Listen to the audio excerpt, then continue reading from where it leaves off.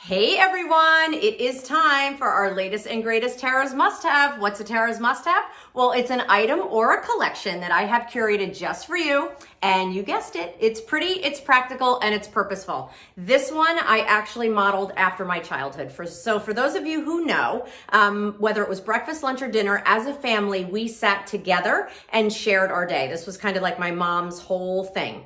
And I love her for it because it's truly what has helped create this entire brand. The sharing circle is one of those great things that it would have been great to have when we were doing this, because there's topics that run around the edge. First, it is a beautiful bamboo Lazy Susan. I love that you have that beautiful mechanism here that makes it really easy to go ahead and turn. You have the pattern of our old world and our floral lace burned into it, and it runs all the way around the edges. And then, as I mentioned, there are questions that run around that are also carved in. Today, I remembered. Imagine sitting with your family and sharing, what happened today? Today, I was challenged by. Today, I wondered. Today, I'm thankful for. I love that one. Today, I learned. Today, I discovered. Today, I helped when. Today, I laughed when.